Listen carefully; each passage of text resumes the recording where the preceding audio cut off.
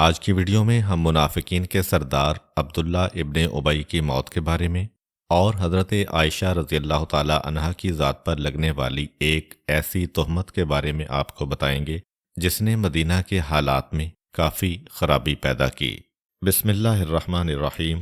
محترم ناظرین، السلام علیکم۔ غزوہ بنو مستلق سے واپسی کے موقع پر راستے میں عبداللہ ابن ابی نے پیغمبر اسلام صلی اللہ علیہ وآلہ وسلم اور مہاجرین مسلمانوں کے خلاف جو توہین آمیز تقریر کی، وہ تقریر پچھلی ویڈیو کے آخر میں بیان ہوئی تھی۔ اس واقعے کے بعد عبداللہ ابن ابی کے بیٹے تک یہ اطلاع پہنچی کہ پیغمبر اسلام صلی اللہ علیہ وآلہ وسلم کی محفل میں تمہارے باپ کے قتل کے بارے میں بات ہو رہی ہے۔ یہ اطلاع اس تک شاید اس لیے پہنچی کہ وہ جو حضرت عمر رضی اللہ تعالی عنہ نے پیغمبر اسلام سے کہا تھا کہ یا رسول اللہ، آپ اس گستاخ کو گرفتار کروائیے، میں اپنی تلوار سے اس کی گردن اڑاؤں گا۔ اس کا بیٹا آیا اور آ کر کہا کہ اللہ کے رسول، اگر آپ میرے باپ کو قتل کرنا چاہتے ہیں تو میں اس پہ راضی اور خوش ہوں، اور یہ بھی چاہتا ہوں کہ اپنے ہاتھ سے مجھے موقع ملے اپنے باپ کے قتل کا۔ پیغمبر اسلام نے پلٹ کے کہا کہ نہیں، تمہیں کسی نے غلط بتایا ہے، تمہارے باپ کے قتل کی کوئی تجویز یہاں پہ منظور نہیں ہوئی ہے، بلکہ قتل تو چھوڑو، وہ ایک ایسے مخلص اور دیندار نوجوان کا باپ ہے، میں تو اس کے ساتھ خاص احسان کروں گا۔ یہ کہہ کے بیٹے کو رخصت کیا، لیکن جب مسلمان مدینے کے اندر داخل ہو گئے تو سارے مسلمان اپنے اپنے گھروں کی جانب چلے۔ یہ بیٹا اپنے محلے کے دروازے پہ اڑ کے کھڑا ہو گیا کہ میں اپنے باپ کو تو قطعاً مدینے میں داخل نہیں ہونے دوں گا۔ یہ اس نے کیسے کہا کہ ایک دفعہ مدینے پہنچ جائیں تو ہم ان ذلیل لوگوں کو مدینے سے نکال باہر کریں گے۔ خیر، پیغمبر اور مسلمان سب وہ بات بول چکے ہیں، لیکن بیٹا کہہ رہا ہے کہ میں اپنے باپ کو مدینے میں داخل نہیں ہونے دوں گا۔ اس نے یہ کیسے کہہ دیا کہ معاذ اللہ رسول اور رسول کے ساتھی ذلیل ہیں؟ آج اسے پتہ چلے گا کہ ذلیل کون ہے۔ یہ اس نے کیسے کہہ دیا کہ مدینے میں آتے ہی مہاجرین کو ہم نکال باہر کریں گے؟ آج اسے پتہ چلے گا کہ کس کو مدینے سے نکلنا ہے۔ عبداللہ ابن ابی گھبرا گیا۔ ایک سردار اور اس کا اپنا بیٹا اب محلے کے دروازے پر کھڑے ہوئے یہ اعلان کر رہا ہے کہ میرا باپ ذلیل ہے اور وہ شہر مدینہ میں داخل نہیں ہو سکتا ہے۔ اب کیا کیا جائے؟ جوان بیٹے کے منہ بھی نہیں لگنا چاہتا ہے۔ پتہ ہے یہ اس وقت اتنے جوش میں ہے اور ایمانی جوش کہ برے مجمع میں میری توہین و بے عزتی ہو جائے گی۔ منافقین کی یہ پہچان ہے خاص کہ یہ برداشت نہیں کرتے ہیں کہ برے مجمع میں ان کی حقیقت ظاہر ہو جائے۔ چنانچہ وہ بھی گھبرا گیا، مدینے سے دور ٹھہرا رہا۔ اپنے بعض ساتھیوں کو پیغمبر اسلام کے پاس بھجوایا، جاؤ اور جا کے اللہ کے رسول کو بتا دو کہ میرے ساتھ یہ مسئلہ پیش آیا ہے۔ پیغمبر اسلام کو اطلاع ملی، فوراً پیغمبر نے عبداللہ ابن ابی کے دیندار اور مخلص نوجوان بیٹے کو پیغام بھجوایا کہ خبردار، وہ تمہارا باپ ہے، اب اس کی توہین و بے عزتی نہ کرو۔ جب ہم اور باقی مسلمان اس کو نظر انداز کر چکے ہیں، اس معاملے کو آگے نہ بڑھاؤ۔ حکم رسول سے مجبور ہو گیا اور ایک مرتبہ اپنے باپ سے کہتا ہے کہ آپ آ سکتے ہیں، لیکن اگر رسول اجازت نہ دیتے تو میں دیکھتا کہ آپ کو کون مدینے میں قدم رکھنے دیتا ہے۔ عبداللہ ابن ابی کو غالباً یہی صدمہ لے ڈوبا۔ اب تک تو وہ سب چیزیں برداشت کر رہا تھا، لیکن جب دیکھا کہ میرا نفاق اس طرح سے ظاہر ہو گیا ہے کہ میری اپنی اولاد میرے خلاف ہو گئی ہے اور اس طرح کھلم کھلا لوگ مجھے برا بلا کہہ رہے ہیں، اور اسی دوران ایک اور چھوٹا سا واقعہ پیش آیا جس میں مورخین اسلام میں اختلاف ہے۔ بعض علماء کہتے ہیں کہ اس کی توہین تو بہت کی گئی، لیکن اس کو کوئی اور سزا نہیں دی گئی، اور بعض کہتے ہیں کہ نہیں، پیغمبر نے اس کو 80 کوڑے بھی مارے اس واقعے کے بعد۔ بہرحال اگر 80 کوڑے والی روایت صحیح ہے تو پھر تو بات بالکل واضح ہو جاتی ہے۔ ایک تو یہ توہین اور بدنامی کہ میرا بیٹا میرے خلاف ہے، پھر یہ کہ میں جو کل پورے مدینے کا بادشاہ بننے والا تھا، آج برے مجمع میں مجھے کوڑے مارے جا رہے ہیں۔ اتنا صدمہ ہوا کہ بیمار پڑا اور چند ہی دنوں کے بعد جہنم واصل ہو گیا۔ جب پیغمبر اسلام کو اس کی ہلاکت کی اطلاع ملی تو اب پیغمبر اسلام نے پہلے تو اپنا کرتا بھجوایا تاکہ اس کے کفن میں پیغمبر کا کرتا شامل ہو، اور اس کے بعد جب اس کا جنازہ تیار ہوا تو پیغمبر خود اس کے جنازے میں شرکت کے لیے آئے۔ یہاں پر پھر ایک اختلاف ہے، بعض علماء نے کہا کہ پیغمبر صرف تشریف لائے، اور بعض نے کہا کہ نہیں، پیغمبر نے نماز جنازہ بھی پڑھی، لیکن جو عام طریقہ کار ہے اس طریقے سے نماز نہیں پڑھی، بلکہ آخری تکبیر سے پہلے نماز جنازہ کو چھوڑ کر پیچھے ہٹ گئے۔ پیغمبر کے ایک صحابی کو جوش آیا، آگے بڑھے، اللہ کے رسول، جو منافق ہے، جو دشمن خدا ہے، آپ نے اس کی نماز جنازہ کیوں پڑھی؟ کیوں آپ نے اس کے لیے دعا مانگی؟ پیغمبر پہلے خاموش کراتے رہے، لیکن جب اس صحابی کا احتجاج بہت زیادہ ہو گیا تو پیغمبر اسلام نے بتایا کہ میں نے اس کے جنازے پہ کون سی دعا پڑھی ہے، وہ دعا نہیں، وہ دعائے لعنت ہے، اور اس کو جہنم میں داخل ہونے کی بد دعا تھی۔ یہ سارا واقعہ عبداللہ ابن ابی کی موت کے واقعے کی صورت میں ہمارے سامنے آیا۔ پھر کسی نے کہا، لیکن اللہ کے رسول، آپ نے اسے اپنا کرتا کیوں بھجوایا ہے؟ تو جواب دیا، اس لیے کہ میں اس کے بیٹے سے دوران سفر یہ وعدہ کر چکا تھا کہ تمہارے باپ پہ کوئی احسان کیا جائے گا، مگر احسان کا وقت آنے سے پہلے ہی وہ مر گیا، تو باپ کے لیے نہیں بلکہ اس کے مومن بیٹے کی تالیف قلب کے لیے کہ اس کا دل مطمئن ہو جائے، یہ کرتا بھجوایا گیا تھا۔ عبداللہ ابن ابی کی موت کے ساتھ ہی منافقت کا یہ باب تو بند ہو گیا۔ اگرچہ منافقین اور بھی بہت سارے مدینے میں ہیں، لیکن یہ مشہور ترین منافق تھا۔ یہ 5 ہجری کا واقعہ ہے، یعنی گویا صرف 5 سال یہ شخص مسلمانوں کے درمیان رہا، لیکن نفاق کے اتنے پہلو اس سے ظاہر ہوئے کہ اور کوئی منافق لوگوں کو یاد ہو یا نہ ہو، اس کا نام تو بچے بچے کو یاد ہے۔ اس واقعہ کے بعد غزوہ بنو مستلق سے منسلک ایک اور اہم ترین واقعہ ہمارے سامنے آ رہا ہے، لیکن اسے بیان کرنے سے پہلے 2 ضروری مسائل کا تذکرہ کر دیا جائے۔ پہلی بات تو یہ ہے کہ اسلام کے گناہان کبیرہ اور بدترین گناہوں میں سے ایک گناہ ہے کسی ایسی عورت یا کسی ایسے مرد پر کہ جس کا گناہ شرعی دلیلوں سے ثابت نہ ہو، تہمت زنا لگانا کہ اس نے فعل حرام انجام دیا ہے۔ اسے اسلام نے بدترین گناہوں میں سے ایک گناہ مانا ہے۔ سورہ نور قرآن کریم کا 24واں سورہ ہے۔ یہ نازل ہی اس موقع پر ہوا ہے کہ جب یہی تہمت لگانے کا مسئلہ مدینے میں پھیلا تھا، اور اس کی آیتوں میں تفصیل کے ساتھ بتایا گیا ہے کہ یہ کتنا بدترین گناہ ہے۔ چنانچہ یہاں تک مسئلہ ہے کہ اگر واقعاً بھی کوئی عورت گناہ گار ہے یا مرد زناکار ہے، ہمیں معلوم بھی ہے، ہماری آنکھوں کے سامنے بھی یہ واقعہ پیش آیا ہے۔ قرآن کہتا ہے کہ جب تک کہ تمہارے پاس 4 عادل گواہ نہ ہوں، تمہیں کسی کے سامنے یہ بات بیان کرنے کا حق نہیں ہے۔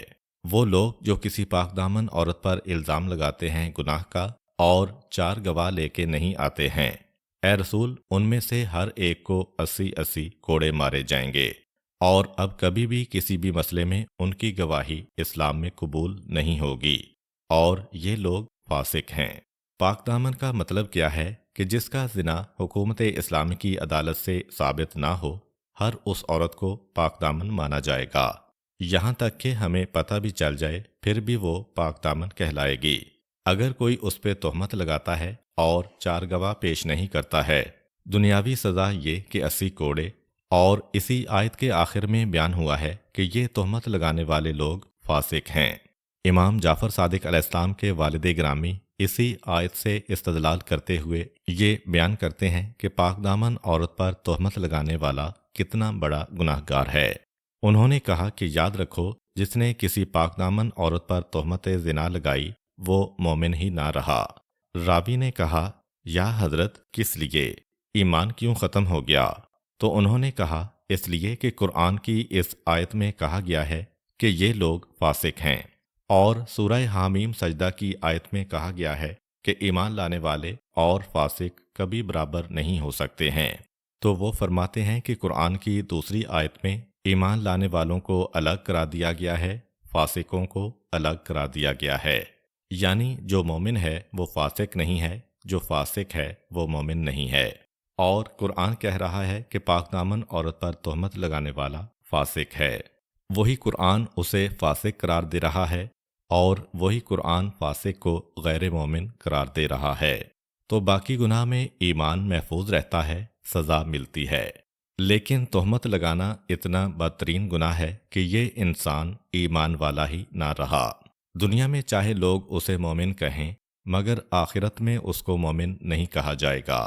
اس کے بعد قرآن کریم میں دوسری آیت آئی، یہ تو دنیاوی سزا ہے کہ 80 کوڑے مارو اور انہیں فاسق سمجھ لو۔ اس کے بعد قرآن نے کہا مگر وہ لوگ جو توبہ کر لیں اور اپنی غلطی کی اصلاح کر لیں، اس عورت سے یا مرد سے جس پہ تہمت لگائی ہے معافی مانگ لیں، ان کا تو مسئلہ ختم، اب وہ دوبارہ مومن کہلائے جائیں گے۔ لیکن جس نے تہمت لگائی اور معافی نہ مانگی، یہ بدترین گناہ ہے۔ اور اس کے بعد آخرت کی سزا اسی سورہ نور کی اگلی آیت میں آئی ہے، یاد رکھو جو پاک دامن بے خبر اور مومنہ عورت پہ تہمت لگاتا ہے، دنیا میں بھی اس پہ لعنت، آخرت میں بھی اس پہ لعنت۔ لعنت کے معنی کہ رحمت ان کو نہیں مل سکتی ہے، وہ دنیا میں بھی رحمت خدا سے محروم، وہ آخرت میں بھی رحمت خدا سے محروم، اور انہیں عظیم یعنی بڑا سخت عذاب ملے گا۔ لفظ عظیم بھی ہم اور آپ نہیں کہہ رہے ہیں، قرآن کہہ رہا ہے ان کا عذاب بہت بڑا ہوگا۔ جس عذاب کو قرآن بڑا کہہ دے وہ کتنا بڑا عذاب ہوگا۔ غرض یہ کہ بدترین گناہ قرار دیا گیا ہے کسی بھی ایسی عورت یا مرد پر تہمت لگانا جس کا گناہ اسلامی عدالت سے ثابت نہ ہو۔ 4 گواہ نہیں لا سکتے، تمہیں 80 کوڑے پڑیں گے، قیامت میں دردناک عذاب ملے گا، دنیا اور آخرت میں اللہ کی لعنت رہے گی۔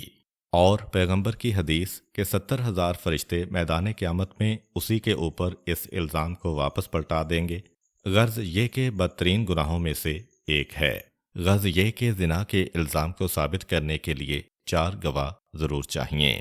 3 گواہ بھی اگر آ جائیں اور تینوں آنکھوں دیکھی بات بھی بیان کریں تو بجائے اس کے کہ اس عورت یا مرد کو حکومت اسلامی کچھ کہے، ان 3 گواہوں کو 80 کوڑے مارے جائیں گے، اس لیے کہ بہرحال 4 تک کا عدد نہ ہو تو یہ الزام کہلائے گا، حتیٰ کہ جس کے نزدیک یہ الزام نہ ہو اس کی آنکھوں دیکھی بات ہو، اور ایک نہیں 3 آدمی تک بھی بات پہنچ جائے، پھر بھی اسلام میں یہ لفظ زبان پہ لانا حرام ہے جب تک کہ 4 کا عدد پورا نہ ہو۔ بالکل ہم سچے بھی ہوں، قرآن تک اٹھانے کو تیار ہوں، مگر یہ گناہ ہمارا گناہ کہلائے گا۔ اور یہیں پہ یہ بھی ہم سے کہا گیا ہے کیونکہ ہمارے ہاں اس مسئلے میں بہت زیادہ لاپرواہی ہے۔ یہاں تک ہے یہ مسئلہ کہ اگر فرض کریں کہ کوئی ایسی عورت یا مرد ہے جس کے آثار اور علامتیں ایسی ہیں کہ آدمی اس کے کردار کے بارے میں مشکوک ہو جاتا ہے، اس کا گھر سے نکلنا، اس کا لباس، اس کا میک اپ، اس کا بن ٹھن کے جانا، اس کا نامحرم لوگوں سے حد سے زیادہ بے تکلف ہونا علامتیں ہیں، پھر بھی یہ کہا گیا ہے کہ جتنا اس کا گناہ ہے اس سے آگے بڑھ کے اس کے بارے میں کچھ کہنے کی اجازت نہیں ہے۔ یہ گناہ ہے کہ وہ بے حجاب گھر سے جا رہی ہے، یہ گناہ ہے کہ وہ نامحرم سے بے تکلفانہ باتیں کر رہی ہے، یہ گناہ ہے کہ وہ قابل اعتراض لباس پہن رہی ہے۔ عام آدمی سے پوچھئے تو وہ اس کے کردار کے بارے میں مشکوک ہوگا، اور ایک انتہائی دیندار نمازی اور پرہیزگار نے بھی اس عورت کے بارے میں کوئی غلط بات کہہ دی تو اسلام اس عورت کو تحفظ دے گا، اس دیندار، پرہیزگار اور نمازی کو کوڑے مارے جائیں گے، اس لیے کہ حکم اسلامی یہ ہے کہ جب تک کہ 4 گواہ پورے نہ ہوں کسی بھی مومن یا مومنہ پہ الزام لگانے کا حق بڑے سے بڑے متقی اور پرہیزگار کو بھی حاصل نہیں ہے۔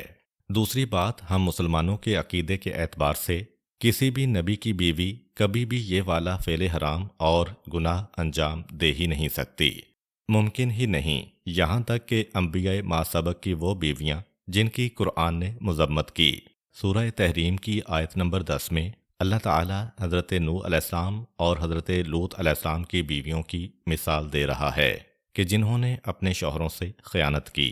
ارشاد ہوتا ہے، اللہ نے ان لوگوں کے لیے مثال بیان کی جنہوں نے کفر کیا، نوح کی بیوی اور لوط کی بیوی، وہ ہمارے 2 نیک بندوں کے نکاح میں تھیں، پھر انہوں نے ان سے خیانت کی تو وہ دونوں اپنے شوہروں کے کام نہ آئیں، اور کہا گیا داخل ہو جاؤ آگ میں ان کے ساتھ جو داخل ہوتے ہیں۔ یہ قرآن کی آیت کا لفظ ہے کہ جن کے بارے میں قرآن نے بھی کہا کہ وہ گناہگار تھیں، وہ فاسق و فاجر تھیں، وہ خیانت کار تھیں، لیکن عقیدے کی خرابی اپنی جگہ، نبوت کا مذاق انہوں نے اڑایا اپنی جگہ، اپنے شوہر کی نبوت کو ماننے کے بجائے اپنی قوم والوں کے کفر کو مانا اور شوہروں کے خلاف سازش کرتی رہیں، وہ اپنی جگہ۔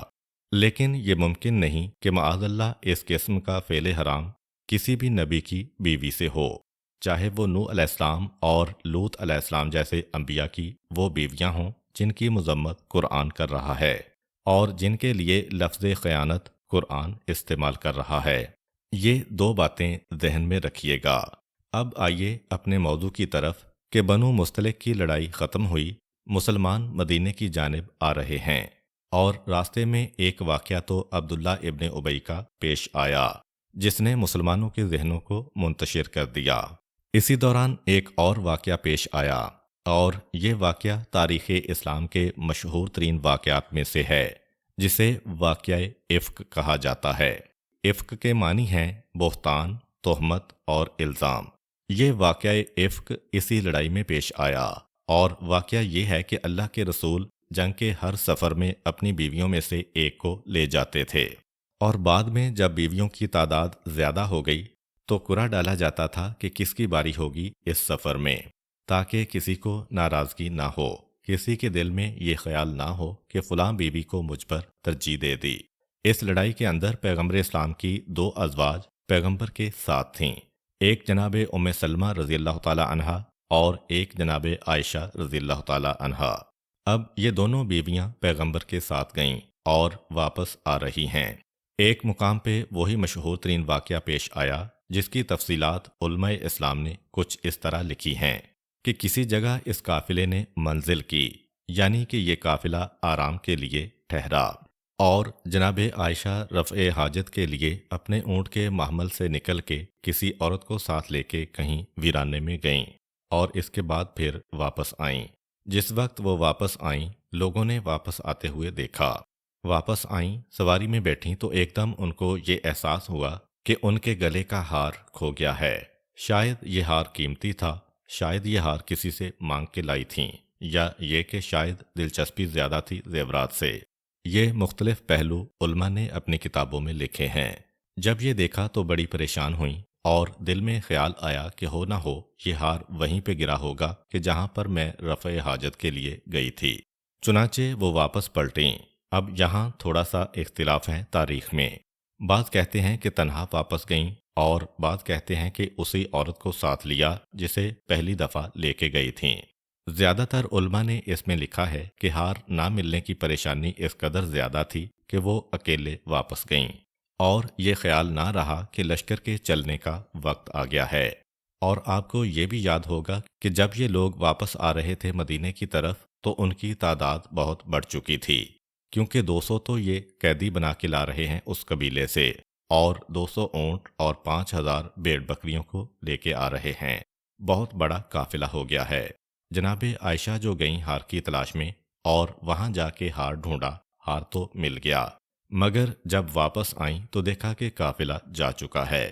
ایک تنہا عورت اور 1400 سال پہلے کا ماحول، صحرا کی زندگی، بے انتہا پریشان۔ اور ہوا یہ کہ جیسا کہ علماء اسلام لکھتے ہیں کہ کیونکہ جناب عائشہ جسمانی اعتبار سے بہت ہی زیادہ ہلکی تھیں، دبلی پتلی تھیں، جب قافلہ کہیں رکتا تھا تو محمل کو اونٹ سے کھول کے زمین پہ رکھ دیا جاتا تھا اور جب قافلہ چلتا تھا تو دوبارہ اسی حالت میں اس محمل کو اونٹ پہ باندھ دیا جاتا۔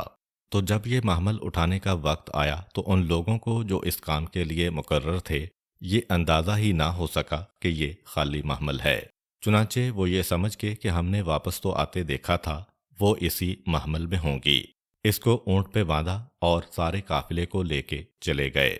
جناب عائشہ جب واپس آئیں تو دیکھا کہ قافلہ جا چکا ہے۔ اب جناب عائشہ بڑی پریشان، تنہائی کے عالم میں یہاں بیٹھی ہیں، کیسے مدینے جائیں؟ اکیلی عورت، نہ سواری کا کوئی وسیلہ، نہ ہی مدینے کا راستہ معلوم، کہ اتنے میں جناب صفوان بن معطل یہاں سے گزرے۔ پہلے زمانے کا ایک دستور یہ ہوتا تھا کہ جب کبھی قافلہ چلتا تھا تو قافلے میں کچھ لوگ تو ہوتے تھے بطور گائیڈ یا بطور رہبر، جو ستاروں کو دیکھ دیکھ کے راستہ بتاتے تھے آج کل کی طرح سڑکیں یا بہترین آلات یا نقشے وغیرہ تو تھے نہیں، سارا کام اندازوں سے چلتا تھا، اور اسی طرح ہر قافلے میں ایک یا دو آدمیوں کی ڈیوٹی یہ ہوتی تھی کہ وہ قافلے سے پیچھے رہیں تاکہ جب قافلہ چلا جائے وہ اس کے پیچھے پیچھے آئیں۔ راستے میں اگر کوئی چیز گر جائے، اس آدمی کا کام ہی یہ ہے ان چیزوں کو سمیٹتے ہوئے چلنا۔ عربی میں اس کا نام ہے الساقہ۔ اور اس غزوے کے لیے پیغمبر اسلام نے صفوان کو اپنے قافلے کا ساقہ مقرر کیا تھا کہ تم قافلے کے پیچھے پیچھے رہو، جب قافلہ چلا جایا کرے پھر تھوڑی دیر کے بعد وہاں سے گزرا کرو۔ وہ یہاں سے گزرے، انہوں نے دیکھا کہ جناب عائشہ رضی اللہ تعالی عنہا زمین پر اکیلی بیٹھی ہیں۔ ابھی تک اسلام میں حجاب یعنی پردے کا حکم نہیں آیا تھا، تو جناب عائشہ کو تنہا یہاں بیٹھے دیکھا، گھبرا گئے، قریب آئے، کیفیت پوچھی، واقعہ پتہ چلا تو اپنی سواری سے اترے، جناب عائشہ کو اپنے اونٹ پہ بٹھایا، خود پیدل چلے اور تیزی سے اونٹ کو چلایا اور اگلی منزل پر قافلے کو جا لیا، اور جناب عائشہ قافلے میں شامل ہو گئیں۔ خیر، اب یہ قافلہ بڑھتے بڑھتے مدینے پہنچا اور مدینے میں لوگ اپنے اپنے گھروں میں چلے گئے، لیکن اسی وقت وہ پہلی ہی منزل جہاں پہ صفوان جناب عائشہ کو لے کے قافلے میں آئے، بعض منافقین خصوصاً عبداللہ ابن ابی جو ویسے ہی جلا بھنا اور تپا ہوا بیٹھا ہے، اس واقعے سے کہ جو اس کو رسول سے معافی مانگنا پڑی، اپنی بات کو خود اپنے منہ سے جھوٹا کہنا پڑا۔ اس نے جو یہ واقعہ دیکھا تو ایک مرتبہ اس کو غلط معنی پہناتے ہوئے جناب عائشہ پہ تہمت لگا دی اور صفوان کو اس واقعے کا ملزم قرار دے دیا۔ اب آپ کو معلوم ہے کہ اس قسم کی باتیں معاشرہ بہت جلدی قبول کر لیتا ہے جب تک کہ لوگوں میں واقعاً دینداری کا احساس نہ ہو۔ اگر دیندار انسان ہے وہ کبھی بھی اس قسم کی بات کو قبول نہیں کرے گا، لیکن اگر لوگ واقعاً ابھی پورے دیندار نہیں ہیں، ان کا ذہن اس طرف نہیں جاتا کہ ہم کتنا بڑا گناہ کر رہے ہیں۔ عبداللہ ابن ابی نے تہمت لگا دی اور یہ الزام لگایا کہ جان بوجھ کے یہ واقعہ پیش آیا ہے اور جان بوجھ کے قافلے سے پیچھے رہی ہیں جناب عائشہ۔ اور جس وقت یہ الزام پھیلایا گیا تو اکثر مسلمان اسے سنتے گئے اور قبول کرتے گئے، جنہوں نے قبول نہیں بھی کیا وہ بھی سنتے تو رہے، اور یہ بھی اسلام میں ایک گناہ ہے۔ غیبت کرنا اگر حرام ہے تو غیبت سننا بھی حرام ہے، تہمت لگانا اگر حرام ہے تو تہمت کو سن لینا بھی حرام ہے۔ چنانچہ اسی سورہ نور میں قرآن نے 2 آیتوں میں عام مسلمانوں کو بھی ڈانٹا، کیوں ایسا نہیں ہوا کہ جب یہ تہمت تم نے سنی تو مومن مردوں اور عورتوں نے دلوں میں خیر کا حسن ظن کیوں نہیں کیا، اور ان لوگوں نے یہ کیوں نہیں کہا کہ اے کہنے والے یہ تو تم کھلم کھلا بہتان لگا رہے ہو۔ کیا ہو گیا تھا مومن مردوں کو، کیا ہو گیا تھا مومنہ عورتوں کو، جو یہ بہتان سننے کے باوجود اپنے دل میں حسن ظن نہیں لائے اور بہتان لگانے والے کو ڈانٹا نہیں کہ یہ تو تم کھلم کھلا بہتان لگا رہے ہو۔ یعنی اسلام ہم پر اور آپ پر ایک ذمہ داری ڈالتا ہے کہ گناہ گار اگر گناہ بھی کرے، ہماری ذمہ داری ہے کہ اول تو کسی کی غیبت، کسی کی تہمت، کسی کے جھوٹ، کسی کے الزام سے اثر قبول نہ کریں۔ حسن ظن اسلام میں لازم ہے۔ پہلی بات تو یہ تھی کہ ادھر سے بہتان چلا، تمہاری ذمہ داری تھی کہ اپنے دل میں حسن ظن کرتے اور اس بہتان لگانے والے کو ڈانٹ دیتے۔ قرآن ہم کو ڈانٹ رہا ہے، یعنی ان لوگوں کو کہ جو یہ بات سن کے خاموش رہتے ہیں، اور پھر 4 آیتوں کے بعد دوبارہ قرآن نے اسی پیغام کو دہرایا۔ کیا ہو گیا تم لوگوں کو کہ جب تم نے یہ بہتان سنا، یہ کہنا چاہیے تھا ارے اس قسم کا کلام ہمیں کرنا ہی نہیں چاہیے، وہ پاک ہے، یہ تو تم بڑا الزام لگا رہے ہو، اے اللہ تو پاک ہے، یہ کتنا بڑا بہتان لگایا جا رہا ہے۔ یہ ہمیں کہنا چاہیے جب کسی پاک دامن عورت پہ تہمت لگائی جائے، یہ ہماری ذمہ داری بھی ہے۔ لیکن ایسا نہ ہوا، اور مدینے میں لوگوں نے ان باتوں کو سنا، کچھ لوگوں نے تو اتنا اثر قبول کیا کہ آگے دوسروں کے سامنے دہرانے بھی لگے۔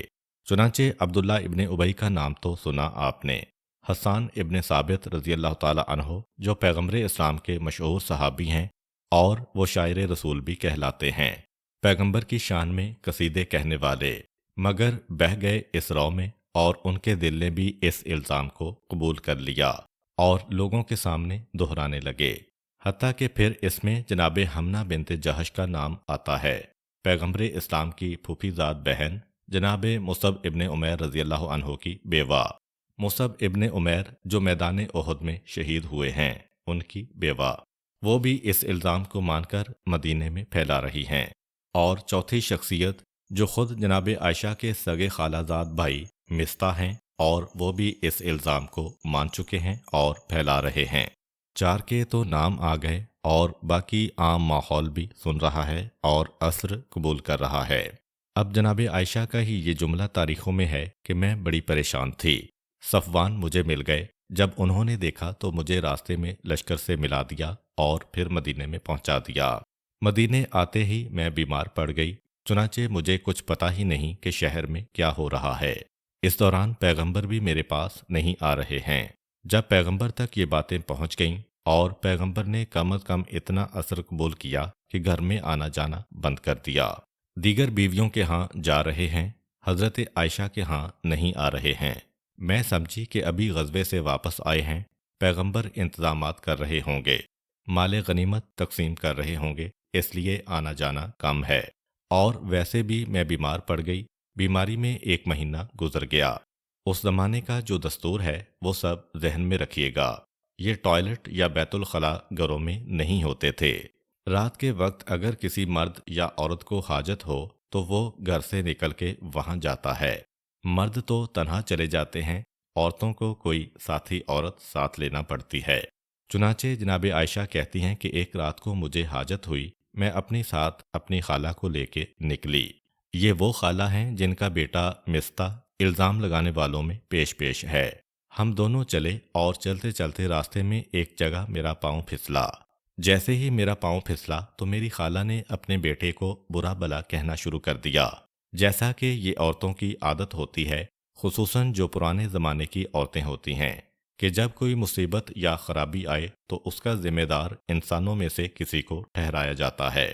جناب عائشہ کہتی ہیں کہ مجھے تو معلوم ہی نہیں کہ مدینے میں کیا ہو رہا ہے۔ میں نے اپنی خالہ کو روکا کہ آپ یہ کیا کر رہی ہیں، وہ آپ کا بیٹا ہے، میرا بھائی ہے، آپ اسے کیوں اتنا برا بلا کہہ رہی ہیں؟ میری خالہ نے کہا، بیٹی تمہیں پتہ ہی نہیں کہ کیا ہو رہا ہے، ارے سارا مدینہ اس وقت اس الزام سے گونج رہا ہے اور میرا بیٹا پیش پیش ہے، تم پہ یہ تہمت و الزام لگایا گیا ہے۔ جناب عائشہ فرماتی ہیں کہ حد سے زیادہ مجھے اس بات کا صدمہ ہوا، اور اب مجھے احساس ہوا کہ رسول نے بھی آنا کم کر دیا ہے، اور عام عورتیں بھی جو ملنے آتی ہیں اول تو کم آتی ہیں، اور جو آتی بھی ہیں ان کا انداز بھی اکھڑا اکھڑا ہوتا ہے۔ چنانچہ اگلے ہی دن میں اپنی ماں کے گھر گئی تاکہ معلوم کروں کہ حقیقت کیا ہے۔ میری ماں نے پورا بتا دیا کہ مدینے میں کیا ہو رہا ہے، کس انداز سے واقعہ پیش آ رہا ہے۔ اب تو میں بہت گھبرائی، واپس اپنے گھر میں آئی اور میں نے سوچا کہ اس مسئلے میں پیغمبر سے بھی بات کرنے سے فائدہ نہیں، میں براہ راست اپنے پروردگار سے رجوع کرتی ہوں کہ اے میرے خدا، تو میری حالت کو جانتا ہے، تو ہی اس مسئلے کا فیصلہ کر دے۔ تاریخ کہتی ہے کہ 1 مہینہ گزر گیا، مدینے کے اندر یہ بات روز بروز بڑھتی جا رہی ہے۔ وجہ کیا ہے؟ وجہ یہ ہے کہ پیغمبر اسلام سن رہے ہیں، کچھ نہیں بول رہے ہیں۔ اب لوگوں کو موقع ملا، کسی نے کہا کہ ضرور کچھ نہ کچھ حقیقت ہوگی، ورنہ رسول اس بات سے منع کر دیتے۔ جناب عائشہ تقریباً 1 مہینے گھر سے باہر نہ نکلیں۔ اس قسم کی جب باتیں جمع ہو جائیں تو فساد پھیلانے والوں کے لیے موقع بڑھتا چلا جاتا ہے، چنانچہ انہوں نے فساد پھیلانا شروع کیا۔ پیغمبر بھی خاموش، ام المومنین بھی خاموش، پیغمبر کا گھرانہ بھی خاموش، بلکہ اسی گھرانے کی ایک فرد جناب حمنہ اس الزام میں پیش پیش ہیں۔ مدینے کے لوگ اثرات قبول کرتے جا رہے ہیں، یہاں تک کہ جب بات بہت بڑھ گئی، بچے بچے کی زبان پہ یہ بات آنے لگی، تو ایک دن پیغمبر اسلام نے اپنے 2 قریب ترین افراد کو بلایا، ایک تو حضرت علی کرم اللہ وجہہ اور دوسرے اسامہ بن زید رضی اللہ تعالی عنہ۔ ان سے اس معاملے میں رائے لی کہ اب بتاؤ کہ کیا کیا جائے، یہ الزام لگا ہے، اتنے سارے آدمی دہرا رہے ہیں، بلکہ اب تو اس میں کچھ مرد ہیں، ان کی تعداد بھی اتنی ہو گئی ہے کہ شاید حد تک پہنچ جائے مسئلہ، کیونکہ الزام بڑھتا چلا جا رہا ہے۔ جناب اسامہ نے فوراً کہا کہ اللہ کے رسول، یہ کیسے ہو سکتا ہے، یہ تو کھلم کھلا بہتان ہے، ایسا ممکن ہی نہیں۔ پھر پیغمبر علی کی جانب متوجہ ہوئے، جناب علی نے کہا، اللہ کے رسول، آپ رنج کیوں کرتے ہیں؟ اللہ نے آپ کو طلاق کا اختیار بھی دے رکھا ہے۔ اگر آپ کا دل قبول نہیں کر رہا ہے تو طلاق دے کے الگ کر دیجئے، اور بہت ساری مومنہ عورتیں آپ کے لیے موجود ہیں۔ لیکن بہتر یہ ہے کہ اس معاملے میں تحقیق کر لی جائے، اور تحقیق اس طرح ہو کہ پوچھ لیا جائے ان کی کنیز سے کہ گھر کا ماحول کیا ہے، مزاج کیسا ہے، عادتیں کیسی ہیں۔ چنانچہ جناب عائشہ رضی اللہ تعالی عنہا کی کنیز کو بلایا گیا اور ان سے کہا گیا کہ تم بتاؤ کہ گھر کے کیا حالات ہیں۔ انہوں نے کہا کہ ابھی بہت کم سن ہیں، بہت ناسمجھ ہیں، اور میں نے ان میں کوئی خرابی نہیں دیکھی، البتہ اپنے بھولپنے کی بنا پر کبھی ایسا ہوتا ہے کہ آٹا گوندتی ہیں، سو جاتی ہیں، بکری آ کے آٹا کھا کے چلی جاتی ہے۔ ایسی کم سن اور ایسی ناسمجھ عورت کے بارے میں یہ گمان کیسے ہو سکتا ہے؟ پھر پیغمبر اسلام کو اطمینان ہوا، اور اس کے بعد سورہ نور کی یہ آیتیں نازل ہوئیں کہ جن میں پہلے الزام لگانے والوں کو کوڑے مارنے کا حکم آیا، وہ آیت بھی آپ نے سنی۔ سننے والوں کو جنہوں نے یہ الزام سنا اور خاموش رہے، ان کو بھی ڈانٹا گیا کہ یہ تم نے اس قسم کا عمل کیوں کیا۔ اور پھر عجیب آیت کہ اگر اللہ اپنی رحمت نازل نہ کرتا تو اس واقعے کے بعد اسی مقام پہ عذاب آ سکتا تھا۔ یہ آیت نازل ہوئی، اور پھر قرآن نے کہا کہ یہ جو تہمت لگائی جا رہی ہے یہ غلط ہے۔ اب جس وقت سورہ نور کی یہ آیتیں نازل ہوئیں تو ایک مرتبہ جناب عائشہ کی ماں ان کے ہاں گئیں اور کہا کہ مبارک ہو بیٹی، تمہارے لیے قرآن کی آیتیں آ گئی ہیں، جاؤ اور جا کر رسول کا شکریہ ادا کرو۔ جناب عائشہ نے بڑے فخر کے ساتھ کہا کہ میں کیوں رسول کا شکریہ ادا کروں، میں تو اپنے اللہ کا شکریہ ادا کروں گی کہ جس نے میری صفائی کے لیے یہ آیتیں بھیج دی ہیں۔ اور اس کے ساتھ یہ واقعہ مکمل ہوا۔ یہ اس غزوے کا آخری واقعہ تھا۔ اب اس کے بعد تاریخوں میں دو چھوٹی چھوٹی باتیں اور آئیں۔ پہلی بات تو یہ کہ جب یہ سارا مسئلہ ختم ہو گیا اور قرآن کے دو حکم آ گئے، ایک تو یہ ہے کہ جس نے یہ الزام لگایا اسے کوڑے مارے جائیں، اور دوسرا یہ ہے کہ بیوی کا اس مسئلے سے اب کوئی تعلق نہ رہا، اس سے کوئی پوچھ گچھ نہ کی جائے۔ اب یہاں پر علماء نے دو روایتیں لکھی ہیں۔ بعض نے کہا ہے کہ پیغمبر نے اس واقعے کو بالکل ہی نظر انداز کیا اور کوڑے لگانے کا حکم تو آ گیا، مگر ان لوگوں کو کوڑے نہیں لگائے۔ یہ بھی ایک مسئلہ سن لیجئے کہ جس پر ظلم ہوا ہے اس کو یہ اجازت ہے کہ وہ چاہے تو سزا معاف کر سکتا ہے ظالم کو۔ مثلاً فرض کیجئے کہ ایک مومن دوسرے مومن پہ تہمت لگائے، اسلامی عدالت تہمت لگانے والے کو سزا دے گی، لیکن جس پہ تہمت لگی ہے وہ خود اگر معاف کر دے تو پھر سزا معاف ہو سکتی ہے۔ تو ایک روایت یہ ہے کہ پیغمبر نے کوئی سزا نہیں دی، مسئلہ ختم کیا، مگر دوسری روایت یہ ہے کہ اس واقعے کے چاروں کرداروں کو سزا دی گئی تھی۔ عبداللہ ابن ابی کو بھی 80 کوڑے مارے گئے، حسان ابن ثابت جو شاعر رسول تھے انہیں بھی 80 کوڑے مارے گئے، مگر دوسری روایت یہ ہے کہ اس واقعے کے چاروں کرداروں کو سزا دی گئی تھی، ان پر حد قذف جاری کی گئی تھی۔ عبداللہ ابن ابی کو بھی 80 کوڑے مارے گئے، حسان ابن ثابت جو شاعر رسول تھے انہیں بھی 80 کوڑے مارے گئے، مستح جناب عائشہ کے خالہ بھائی انہیں بھی 80 کوڑے مارے گئے تھے۔ پیغمبر اسلام کی اپنی پھوپھیزاد بہن کہ جو پیغمبر اسلام کی سگی سالی بھی ہیں، حمنہ بنت جہش، انہیں بھی کوڑے مارے گئے تھے۔ اکثر روایتوں میں یہی ہے کہ کوڑوں کی سزا دی گئی تھی۔ یہاں پر ایک بات قابل توجہ ہے کہ یہ جن لوگوں کے نام ابھی آپ نے سنے جنہیں 80 کوڑے مارے گئے تھے، یہ سب کے سب پیغمبر کے ساتھ اٹھنے بیٹھنے والے تھے، اور انہوں نے ایک طرف اتنا بڑا گناہ بھی کیا اور دوسری طرف ان کو اتنی بڑی سزا بھی ملی کہ قرآن نے کہا کہ اب ان کی گواہی بھی قبول نہ کرو۔ اور پھر ان میں سے ایک خاص جو سب سے پیش تھا تہمت لگانے میں، اور اسی کی بات کو لوگ سب سے زیادہ قبول کر رہے تھے، اس لیے کہ وہ اپنی بہن کی بات کر رہا تھا۔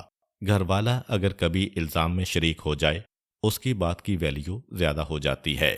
تو مستح تو وہ ہے جو غزوہ بدر تک میں شریک ہو چکا ہے، یعنی پیغمبر اسلام کا ساتھی بھی ہے، اس کے ساتھ مجاہد اسلام بھی ہے، اور بدر کی لڑائی میں شریک ہے، اسے بھی کوڑوں کی سزا ملتی ہے، اس کو بھی قرآن نے فاسق قرار دیا ہے۔ تو پتہ چلا کہ پیغمبر کے ساتھ اٹھنے بیٹھنے والوں میں بھی بلکہ لڑائیوں میں آگے آگے حصہ لینے والوں میں بھی سب کے سب عادل نہیں تھے، بلکہ ان میں فاسق و فاجر بھی تھے جنہیں قرآن فاسق کہہ رہا ہے۔ یہ یاد رکھیے گا کہ بہت سارے گناہ ہیں جنہیں انجام دینے والوں کو اسلام نے فاسق قرار دیا ہے، مگر یہ جو تہمت کا گناہ ہے، اس میں آیت قرآنی آئی کہ تہمت لگانے والا فاسق و فاجر ہے، تو وہ ایک نظریہ جو ہے کہ جو بھی بدر کی لڑائی میں شریک ہو گیا اب وہ قیامت تک کے لیے بخشا ہوا ہے۔ یہ واقعہ جو ہے خود ایک دلیل ہے کہ نہیں، اس کے اندر استثناء موجود ہے۔ اور پھر اسی کے بعد وہ دوسری بات کہ عبداللہ ابن ابی کے جو کوڑے لگے، یہ صدمہ اسے لے بیٹھا اور اس کے بعد ہی وہ جہنم واصل ہوا، اور اب جا کے یہ واقعہ مکمل ہوتا ہے۔ اسی واقعے کے ساتھ ساتھ یا اس سے کچھ پہلے یا اس کے کچھ بعد میں ایک اور ایسا واقعہ پیش آیا جس کی وجہ سے مدینے میں ایک اور ہنگامہ سا بپا ہو گیا، اور یہ واقعہ ہے پیغمبر اسلام کا اپنی پھوپھی زاد بہن جناب زینب سے شادی کرنا۔ یہ واقعہ بھی ایسا ہے کہ اس میں دو تین بہت ہی اہم قرآنی حکم بعد میں آئے۔ آج جو عورت پردہ کرتی ہے، یہ پردے کا حکم پہلی مرتبہ آیا ہی اس واقعے کے ضمن میں ہے۔ اچھا، یہاں پر انتہائی افسوس کے ساتھ یہ کہنا پڑتا ہے کہ خدا معلوم اسلام کی تاریخ لکھنے والے اتنے بڑے بڑے علماء کو کیا ہوا تھا کہ ایک ایسی روایت یہاں پہ لکھ گئے ہیں جس نے 1400 سال سے دشمنان اسلام کو ایک حربہ، ایک ہتھیار دے دیا ہے سیرت پیغمبر پر اعتراض کرنے کے لیے۔ واقعہ صرف اتنا ہے کہ پیغمبر جناب زینب سے شادی کر رہے ہیں، اور جناب زینب وہ خاتون ہیں کہ پہلے ان کی شادی پیغمبر اسلام کے منہ بولے بیٹے جناب زید بن حارثہ سے ہو چکی تھی، وہاں سے ان کو طلاق ملی تھی، تو اب ان کی شادی پیغمبر اسلام سے ہونے والی ہے۔ جب ان کو طلاق مل رہی تھی تو پیغمبر نے اس وقت خاصی کوشش کی کہ یہ طلاق نہ ہونے پائے۔ پیغمبر کے سامنے جب طلاق کی تیاریاں شروع ہو گئیں تو پیغمبر اسلام نے جناب زید کو ڈانٹا اور عجیب لفظ استعمال کیا جو قرآن میں آیا۔ یہ قرآن کی آیت سورہ احزاب میں ہے۔ سورہ احزاب کی تقریباً 8 آیتیں اس پورے واقعے کے بارے میں ہیں۔ رسول، یاد کرو وہ وقت جب تم اس شخص سے کہہ رہے تھے جس پر اللہ نے انعام کیا اور تم نے بھی اس پر انعام کیا تھا کہ اپنی بیوی کو اپنے پاس روکے رکھو، یعنی طلاق نہ دو، اور اللہ سے ڈرو، اور تم اپنے دل میں وہ بات چھپا رہے تھے جسے اللہ ظاہر کرنے والا تھا، اور تم لوگوں سے ڈر رہے تھے، حالانکہ اللہ اس کا زیادہ حقدار ہے کہ تم اس سے ڈرو۔ پھر جب زید نے اس سے تعلق ختم کر لیا تو ہم نے تمہارا اس سے نکاح کر دیا تاکہ مومنوں پر ان کے منہ بولے بیٹوں کی بیویوں سے نکاح کرنے میں کوئی تنگی نہ رہے جب وہ ان سے تعلق ختم کر لیں، اور اللہ کا حکم پورا ہو کر رہنے والا ہے۔ یعنی کہ پیغمبر اسلام کو اطلاع ملی کہ طلاق ہو رہی ہے، پیغمبر نے فوراً کہا کہ یہ تو کیا کر رہا ہے، اپنی بیوی کو روک لے اور اللہ سے ڈر۔ اس آیت کو دیکھیے اور وہ واقعہ دیکھیے جو کچھ علماء اسلام نے لکھ دیا ہے۔ کیا لکھتے ہیں کہ جناب زید کی زینب سے شادی ہو چکی ہے۔ ایک دن پیغمبر اسلام زید سے ملنے گئے، زید گھر میں نہیں تھے۔ پیغمبر اسلام نے روشن دان سے جھانک کے دیکھا، معاذ اللہ، جناب زینب نہا کے آئی تھیں اور کپڑے بدل رہی تھیں۔ پیغمبر کی نگاہ پڑی، پیغمبر نے کہا سبحان اللہ، سبحان اللہ جو کہا اور واپس آ گئے۔ جناب زینب نے یہ جملہ سن لیا۔ شوہر آیا گھر میں تو بتا دیا کہ رسول آئے تھے اور مجھے اس حالت میں دیکھا اور اس طرح سبحان اللہ کہہ کے گئے ہیں۔ جناب زید سمجھ گئے کہ پیغمبر کو معاذ اللہ جناب زینب سے شادی کی خواہش ہو گئی ہے، تو فوراً طلاق دی انہوں نے، اور پیغمبر کو جا کے بتا دیا کہ میں نے طلاق دے دی ہے، اب آپ زینب سے شادی کر سکتے ہیں۔ یہ واقعہ ہے تاریخوں میں، اور قرآن کیا کہہ رہا ہے۔ قرآن سے بڑا سیرت رسول کا گواہ کوئی نہیں۔ یہ باقی سارے واقعات ہم اس وقت پڑھتے ہیں جب قرآن میں تفصیل نہ ہو، لیکن یہاں تو قرآن کا جملہ ہے۔ قرآن کہہ رہا ہے کہ اے حبیب، تو اس شوہر سے کہہ رہا تھا کہ تم اپنی بیوی کو طلاق مت دو، اپنے پاس رکھو، اور اللہ سے ڈرو کہ کتنا بڑا گناہ کرنے جا رہے تھے۔ اور مورخین اسلام یہ واقعہ لکھ رہے ہیں۔ ایسا واقعہ مسلمان عالم کے قلم سے سیرت رسول میں رسول کے بارے میں آئے گا تو جو دشمنان رسالت ہیں، کیا ان کو موقع نہ ملے گا؟ وہ عیسائی، وہ یہودی جو اس موقع ہی کی تلاش میں ہیں، جو سیدھے سادھے واقعات سے بھی توہین رسالت کا پہلو نکال لیتے ہیں۔ کجا یہ کہ ہم ایسا واقعہ تاریخ میں لکھ دیں، اور دوسری بات کہ جس آدمی کی روایت ہے واقعی، وہ عربوں میں سب سے جھوٹا مشہور ہے، لیکن اس کے باوجود اس روایت کو مورخین لکھتے چلے گئے۔ تو خیر، یہ روایت تو غلط ہے، پھر اصلی روایت کیا ہے جو قرآن کی آیت سے بھی مطابقت کر جائے؟ یہ انشاءاللہ آئندہ ویڈیو میں بیان کیا جائے گا۔ امید کرتا ہوں کہ آپ کو آج کی ویڈیو اچھی لگی ہوگی۔ اگر آپ کو ہماری ویڈیو اچھی لگی ہے تو ویڈیو کو لائک کریں اور اپنے دوستوں کے ساتھ شیئر کریں۔ ملتے ہیں نیکسٹ ویڈیو میں، تب تک کے لیے اجازت دیجیے۔ اللہ حافظ۔